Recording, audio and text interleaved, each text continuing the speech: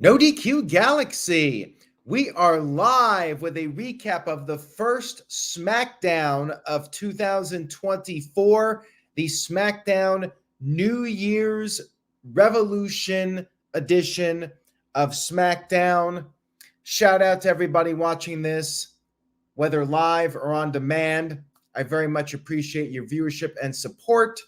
Now, let's get to Hamp Kano, who sent in a $5 super chat before we even got started here, said, I hope everybody is ready for my ranting tonight because this show is a prime example of what's wrong with this company these days. Chat room, let Hamp know if you agree with him or you disagree with him. Leave your thoughts on SmackDown. I will put up some of the comments here on the screen. And thank you for the super chat, Hamp. We'll see if I agree with Hamp or not. Let's get to it. We had footage shown from Monday Night Raw with The Rock making his return, and then we had the arrival of our undisputed Universal Champion, Roman Reigns. He was asked about The Rock, and Roman just blew it off. He laughed the question and walked off. We had our opening match of the evening, which was the final match of the tournament to determine Logan Paul's opponent for the United States Championship at the Royal Rumble Premium Live event coming up in just a few weeks. Kevin Owens versus Santos Escobar. And Santos had Humberto and Angel Garza. However, the LWO showed up and quickly fought off Humberto and Angel. So there would be no outside interference. It would be one-on-one. Owens tried to go for the quick win. He delivered a super kick, cannonball, swanton bomb, but Santos was able to kick out, and Owens's hand was hurting him. He had it in a cast. Remember, they did the angle where his hand or arm was broken, whatever. And after the break, Santos got the upper hand for a while. He slammed Owens's hand into the ring post. Logan Paul was out there on commentary, and the crowd was chanting, Logan sucks. Logan had a funny line where he brought up how Stone Cold Steve Austin called he wants his finisher back in reference to Owens using the stunner. Owens hit a pop-up power bomb and then hit the stunner, got the 1-2-3 victory over Santos. No real surprise here. Obvious that the babyface was going to win and face Logan Paul. It was a very good match. Hamp thought it was too long, though. Hamp said this match unnecessarily went 20 minutes. I mean, I didn't have a problem with the length of the match. I mean, they're trying to build up the United States title as a prestigious title and have the challenger really earn his opportunity. I enjoyed it. I mean, it was the final match of a tournament that lasted several weeks. I had no problem with it being a long match. Although I did think, I will say this, I did think that the winner of this was very obvious in Kevin Owens, but it was still a good match. And then afterwards, Logan Paul came into the ring and got into Owens' face. And of course, that led to Owens just punching out Logan Paul. And then backstage, Logan was nursing his wound. He had Austin Theory and Grayson Waller there. Also, guys, they got punched by Owens to try and cheer him up a little bit. But then Cameron Grimes showed up and made fun of Logan for getting punched by Owens. I wonder if that means Cameron Grimes is going to get beat up by Logan Paul leading up to the match. Oh, and I forgot to mention that Logan Paul did insult the local sports team. They were in Vancouver, British Columbia, and Logan brought up how Kevin Owens should not even be challenging for the United States title since he's Canadian, and said that Owens isn't going to win the title, just like the Vancouver Canucks are never going to win the Stanley Cup. So, your usual sports team insult. Then we had Bobby Lashley and the Street Profits come into the ring. They're talking about their 2024, and Bobby Lashley is officially declaring himself for the Rumble match. I mean, no surprise here. But we got an interruption from Karrion Kross Scarlett, who now has brown hair. She is a brunette. And Paul Ellering, legendary manager, former manager of the Road Warriors, the Legion of Doom, and former manager of the Authors of Pain, AOPP. And speaking of AOPP, they are back. They came into the ring with a sneak attack, and then Kross got into the ring, and it was a beatdown. They destroyed Bobby Lashley and the Street Profits and stood tall. We now have a 5-person faction. I liked it. I thought they looked intimidating. I think they seem to be a good pairing here. And we'll see where it goes. This could resurrect Karrion Kross's career. They didn't get a great reaction, but I mean, Kross has been jobbing a lot, and AOPP have been gone for a few years. And the last time they were on TV, they were almost like comedy acts. So it's going to take some time, but I thought it was well done to reestablish Kross and AOPP, get them all together, and try to make something out of these guys. Hamp Connor with a $2 super chat. He's salty tonight, but hey, you guys want a super chat? You can be as salty as you want, and I'll read the comments. He says, more stable warfare. We've never seen this before. It's hard in 2024. It's hard to come up with something we haven't seen before, but you could try different pairings with different people and see if something sticks. Lashley and the Street Profits, I mean, the heel run is pretty much over. Did not work out, but you know what? If they're faces, they could use another heel team to go against. So there you go. And thank you, Miguel Ortiz. I appreciate that. Unfortunately, I had to put my other cat down on Wednesday, and I made a post on Thursday. So thank you to everybody that sent your messages. Very much appreciated. And go back and watch the old videos. Great cats. Had 17 wonderful years with this one. And then my other one, unfortunately, passed away last year at 16, but had a lot of great memories with them. Check out their videos over at my personal channel, youtube.com/Aaron Rift. Without them, I would have never gotten a YouTube plaque for getting 100,000 subscribers. So they helped me get that milestone, and they were just wonderful. So thank you all for your comments. I appreciate it. And now let's get back to SmackDown. We had Iyo Sky and Michin for the Women's Championship.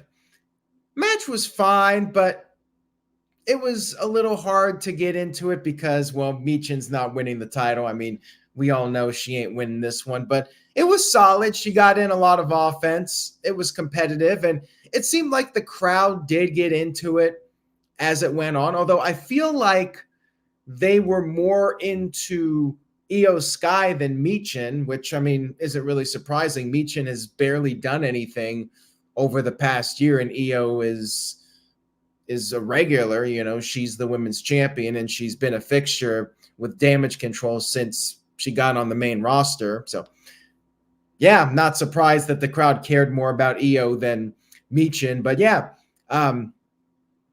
it was a competitive match. Iyo hit a German suplex on the apron and then came off with a springboard drop kick, went for a moonsault, but Michin got her knees up, and then Michin hit a dragon suplex.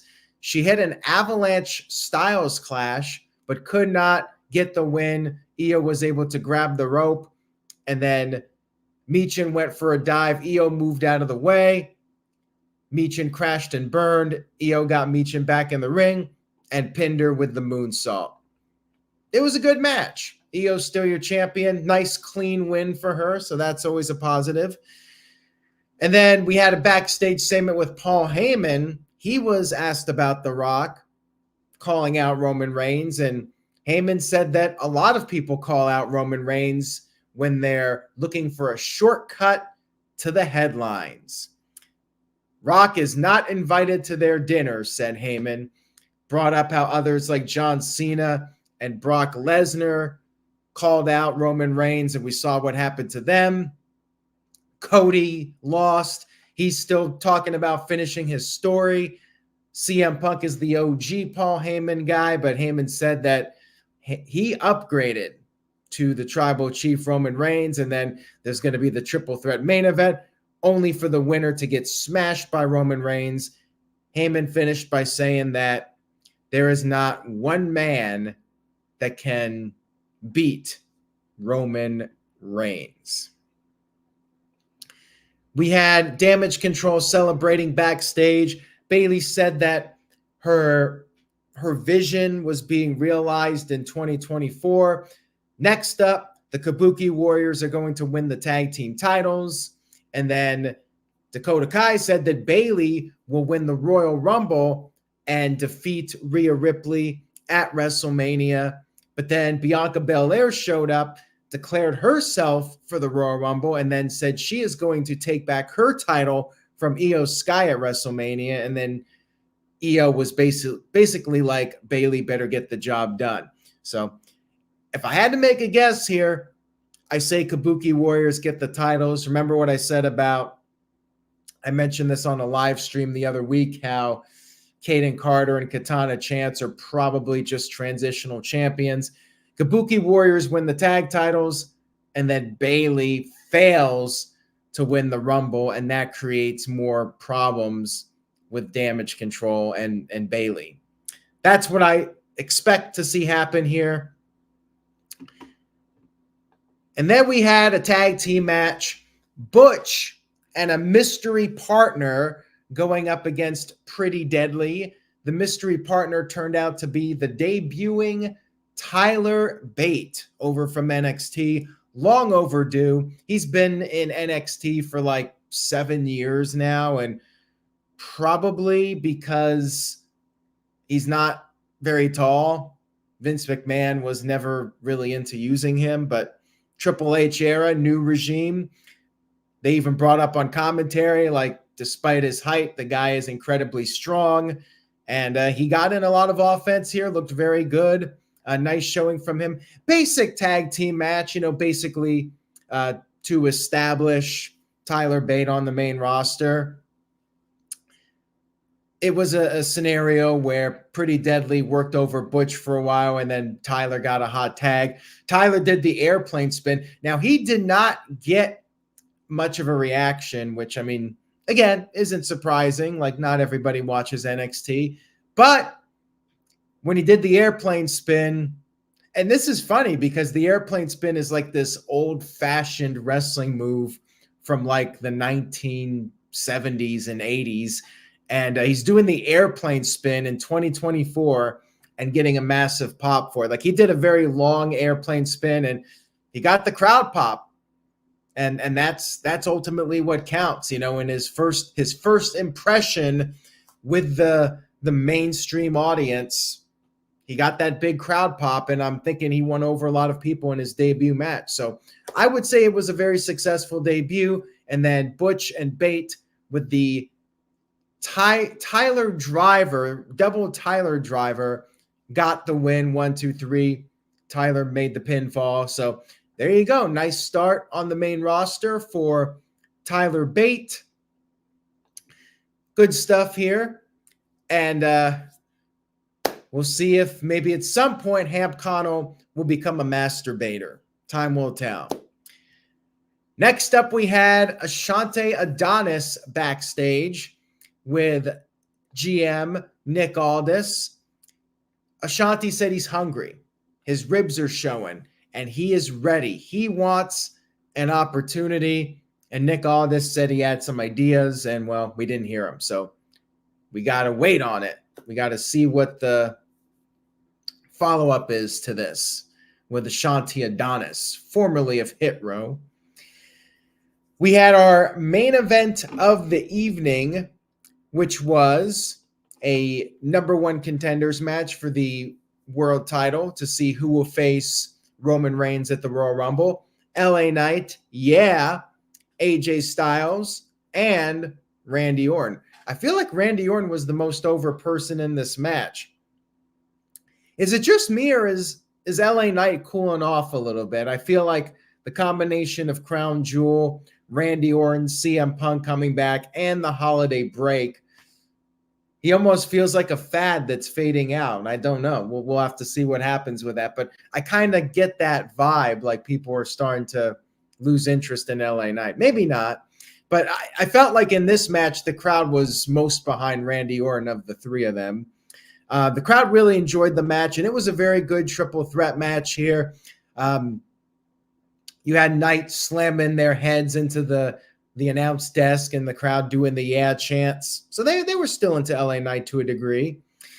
Then Orton did his slams into the desk, and then AJ Styles slammed Orton into the desk. So Orton got a taste of his own medicine. And Orton was able to avoid the phenomenal forearm. He hit the hanging DDT, went for the RKO, but LA Knight stopped him. And then after the break, each guy got their own bit of momentum. But then after LA Knight hit the BLT on Orton, Styles stopped the referee's count. Styles came off with a springboard 450. Knight kicked out of it. And then Knight, I guess, got busted open from Styles. Maybe it was a knee to the face or something. But yeah, LA Knight was bleeding. They didn't try to stop the match or anything for blood. They just kept going. Must be the new regime. Styles went for a phenomenal forearm again, but this time Randy Orton countered with the RKO out of nowhere. And then LA Knight pulled the referee out at the very last second. Everyone thought this was the finish. Just LA Knight pulled out the ref. And then we had the Bloodline show up. The Bloodline came out, attacked all three guys, and you know where this is going. Roman Reigns hitting some spears and doing the spear Samoan spike combo. All three got laid out. And then Nick Aldis, who was out there at ringside, went over to Paul Heyman and said, "Congratulations. Now it's a fatal four-way match at the Royal Rumble." So yes, four-way match official. And you know, when the Bloodline came out, if you follow WWE at all, you knew where this was going. And I'm not complaining. Like, I think that Randy Orton versus Roman Reigns one-on-one would have been nice. But I mean, either way, it's predictable Roman's retaining. But now at least with the fatal four-way, you can maybe think in the back of your mind, well, wait a minute. Could Roman Reigns somehow lose the title without being pinned? Now, I don't think that's going to happen, nor do I think it's a good booking decision. Like, after all this time, Roman's got to get beat decisively in the ring for it to be satisfying. Like, he can't lose when he's not pinned. Like, I just think that would be cheap. So I don't think it's going to happen personally, but some fans out there might think, okay, wait a minute, maybe now we're going to get a new champion and Roman Reigns doesn't take the fall. The Game is on 100 says, what a cop-out. Make it a four-way to satisfy all. Again, I think the idea is to try and make fans think that this may result in a title change. Make it a little more unpredictable. Like if it's Roman Reigns versus Randy Orton, like, you know, Roman Reigns is retaining. But here, could LA Knight pin AJ Styles and win the title? Like there's different ways this could play out with a fatal four-way. So I in a way, I think it'll be a better match, although I think that you had a better story with Roman Reigns versus Randy Orton. So yeah, they did the interference. It was a long match. They did the interference, but yeah, it was to set up the four-way match for the Royal Rumble. And Hamp Connell sent in a $5 super chat. Thank you, Hamp. I appreciate it, by the way. Says, huge problem with this. Randy is on a hot return after the Bloodline put him out. The money match is Randy versus Roman, so why do we have to see a four-way? I wouldn't necessarily say it's a money match because the Royal Rumble is the money. People are watching the Royal Rumble pay-per-view for the Royal Rumble. Doesn't really matter what you're throwing in there as the title match. The Royal Rumble is the draw. But I think if you're going to have a Roman Reigns title match at the Rumble, you want to try and make it as unpredictable as possible. That is difficult because I don't think too many fans are going to realistically think Roman is losing before WrestleMania or before he fights The Rock or Cody Rhodes, whichever comes first. So yeah, I get it, and I'm fine with it. I'm sure it's going to be an entertaining match. Spoiler alert, I'm predicting Roman Reigns to retain. But we'll talk more about that in a couple of weeks. Hey, maybe I'll change my mind. Maybe something will happen and I'll have a different opinion. But as of now, I will say Roman Reigns will somehow overcome the odds. And it's pretty typical also in fatal four-way matches, the champion typically retains, especially when they play up. The champion can lose his title without being beat, and they really hammer that home. Usually when that happens, the champion retains to look really strong, overcoming all the odds. So in a way, I like it better than the one-on-one match because Roman has to beat three guys now. So when he does, that makes him look even more dominant.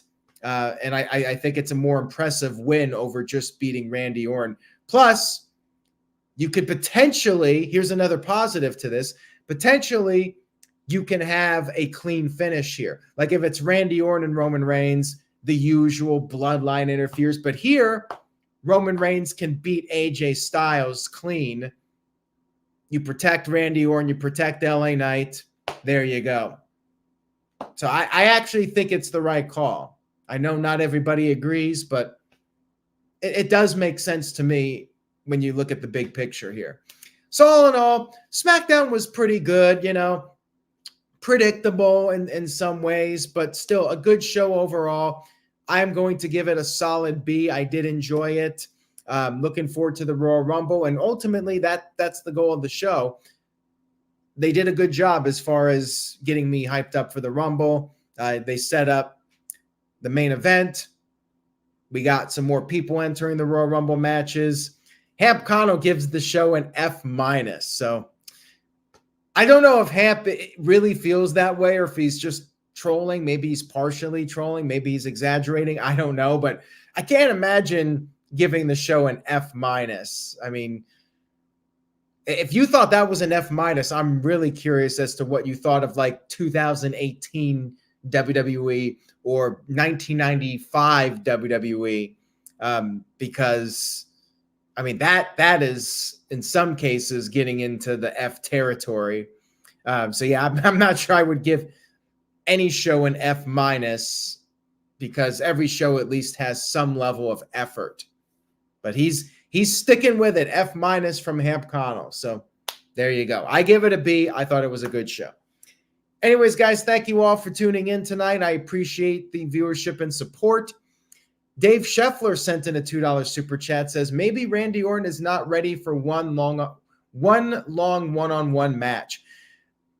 That is true, although with a triple threat, I feel like there's more of a risk of an injury because you have not one but two people to deal with.